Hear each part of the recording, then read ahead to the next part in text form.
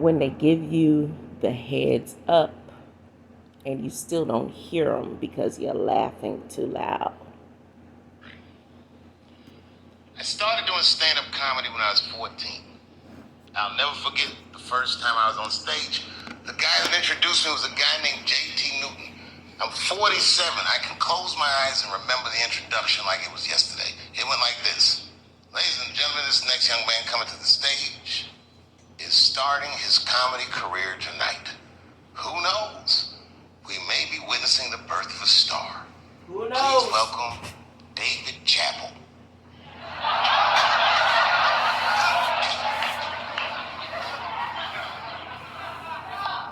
From the first time David I ever held a microphone, I was sure this was it.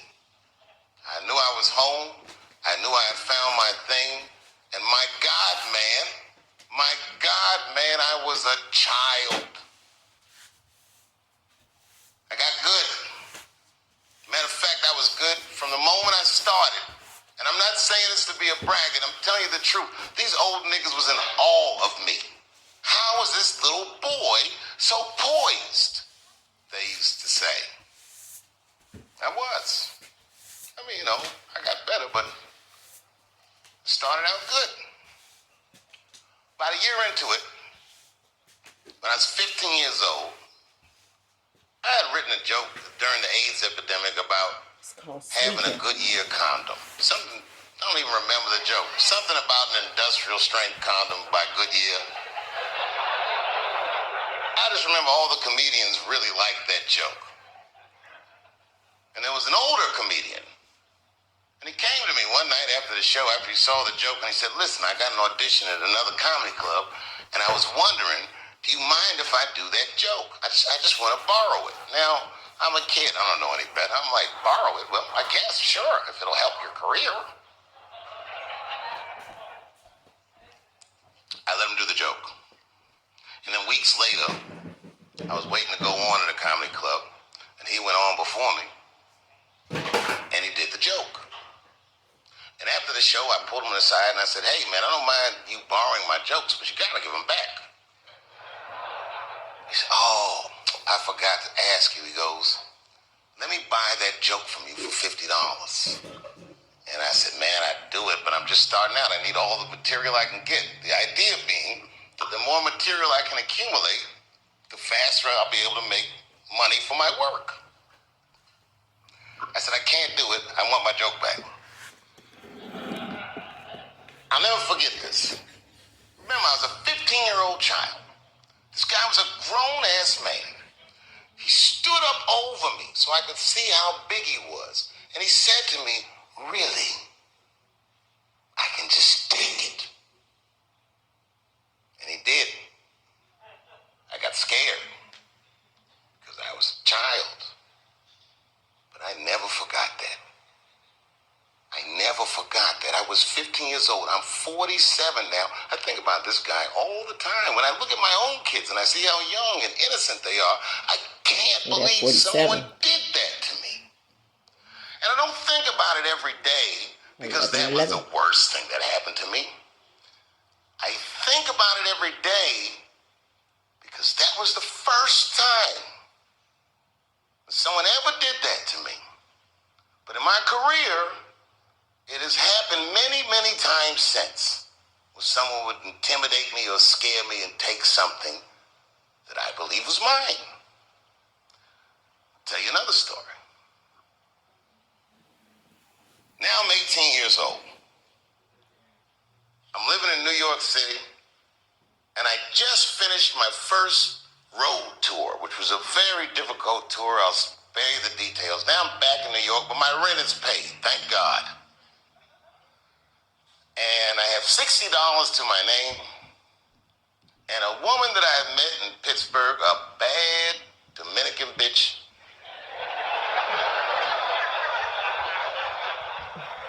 was coming to New York. She was going to spend the weekend with me. I couldn't wait for her to get there. She was coming that evening. Remember, I only had $60 for a whole weekend to entertain a bad bitch. Now I'm walking through Greenwich Village, and I see something I've never seen before. 3-card Monte. You know what that is? Yeah, the guy had the whole thing. The table was set up, and he had the 3 cards, and the crowd was hooting and hollering, and he was like, find the red card, find the red card. And people were playing. Sometimes they win, sometimes they lose, but it was really exciting, and I'm standing there watching it, and I noticed while I'm watching them play this game that the red card, the one you're trying to find, had just a little bend on the corner. And I'm watching it, and I'm like, yo, this guy doesn't seem to know that red card is bent. I'm going to beat this motherfucker.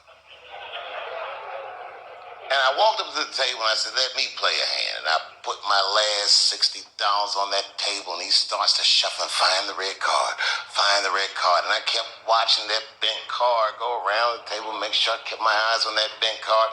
And when he stopped shuffling, and he said, find the red card, I pointed to it with confidence. Here it is right here. And he flipped it over, and it was black. And he took my money. I couldn't fucking believe that. How did this nigga do that? Was that magic or sorcery? I was confused. So you know what I did? I sat there, and I watched him all the jewels for a real long time play the game. And I realized that all those people who was doing all that hooting and hollering and betting, my God, they were his friends. They were in on the whole thing. I felt so wronged. I felt so stupid. And then the next sucker came up to the table and was about to put his money down. And I said, fuck that, man. Don't put your money there. All these niggas is in on it. It's a trick. And when I said that, the guy that was dealing, and this motherfucker was huge, snatched me up by my collar. Feel how strong he was when he grabbed me. I was a skinny little guy. And he was going to maul me. The only reason he didn't, I'm sure, is because he saw the fear in my face. And that fear, he looked at me. I saw his eyes go from hard to soft. He softened. Then he looked at me like the way a father would look at a child. And he said to me, young man, don't ever come between a man and his meal. I never forgot that either. Most niggas would have to run the streets for years to learn a lesson that profound. It took me 2 seconds. Never get between somebody and their paper. Taking a man's livelihood away from him is akin to killing him. Do you know why Prince, the famous rock star that was a friend of mine, do you know why he called himself the artist when he came back? He calls himself the artist because that's what they call us in our contracts. Oh, these contracts are crazy. You should hear the terminology they say in these contracts. To use your name and likeness in perpetuity throughout the universe. Who the fuck could possibly know what that means? Nobody does. It's so complicated, in fact, that when you're a kid like me, you have to hire somebody to tell you what that means. And you sit down at a table and you do the contract game. And that's how I got with Comedy Central. I signed the contract. But I signed the contract the way that a 28-year-old expectant father that was broke signs a contract. I was desperate. I needed a way out. And it wasn't good money and it wasn't good circumstances. But what else am I going to do, I said. And all these white people sitting at that table told me, trust us, Dave, it's a good contract. And I looked around the table and they all seemed to agree it was a good contract. But what if it was like that game of 3-card Monte? What if they were all friends and I didn't know it? And the bag of money was Iceberg's money in the first place. What was I talking about?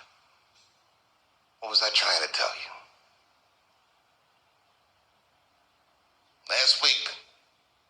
2 weeks ago, whenever it was, I call Lauren Michaels and I tell him, okay, I'll do it. I'll do Saturday Night Live on election night. And the day I made that phone call, the day I committed to it, it gets announced that Netflix is streaming Chappelle's show. Not just Netflix. HBO Max is streaming it too. Tell you another story about HBO. No, hear me out. Did you know, before Chappelle's show was at Comedy Central, I pitched that show to HBO. I told them what I wanted to do. Now, these are executives. All they have to do is say, yeah, we'll take it, or no, thank you, we won't. But they didn't say either of those things. They went too far. They said, literally, what do we need you for? That's what they told me. As they kicked me out of the office. What do we need you for? And here we are, all these years later, and they're streaming the very show that I was pitching to them. So I'm asking them, what do you need me for?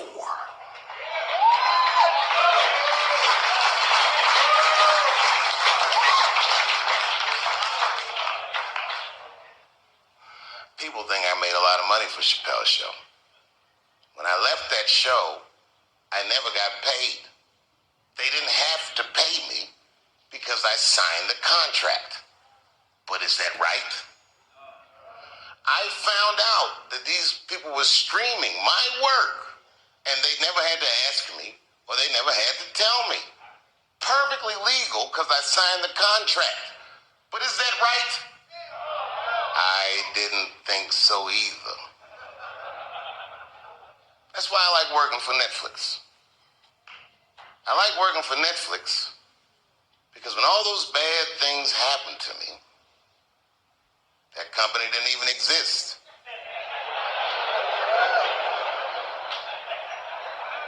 And when I found out they were streaming Chappelle's show, I was furious. How could they not know? So you know what I did? I called them and I told them that this makes me feel bad. And do you want to know what they did?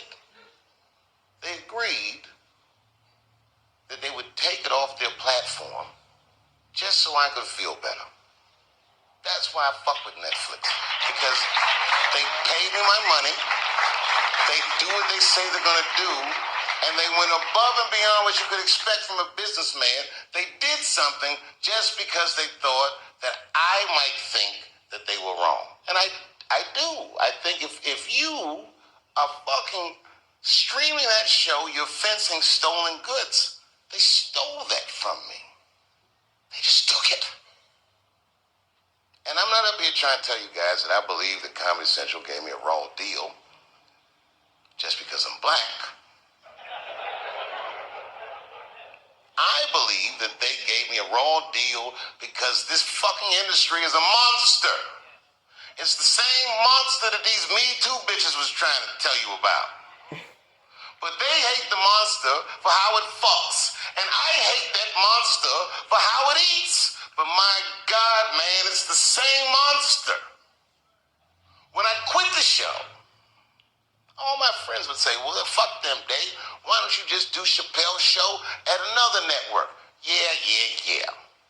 And why doesn't a slave run from one plantation to another plantation? Because the master over there might be nicer. My God, man, I was trapped. You know what? Tell you the truth. I've even thought about coming back and doing another Chappelle show. Well, but if I do, I can't call it Chappelle's show because my name and likeness is being used by them in perpetuity throughout the universe. There you go. It's right in the there. contract. In the contract. What they clapping for? You ain't get it? Like, did you get that? That's for everybody. You signed the contract. You're not supposed to do this in my business. I'm up here doing something that nobody else in this business has the balls to do. Tell you the truth. And everybody clapping and laughing. You need to know. something you need to know. I'm trying to tell you. That's what he's saying. Like, you don't understand. He's publicly telling you. And I know that this He ain't just talking about the network, though. Or is he just talking about the network? What network? Why are you doing this so publicly? The networks. Doesn't feel good to be flogged publicly. Oh, believe me, I know. I know exactly how that feels. When I quit my show, they said I was crazy. What was crazy about it? I just didn't want to do it anymore. They said I smoked crack. It's impossible. I was a devout Muslim. I didn't smoke or drink. But I do now, bitch, because you ruined my fucking life. Now it's their turn. This is their first nigga lesson. And I'm honored to give it to them. All right, that's it.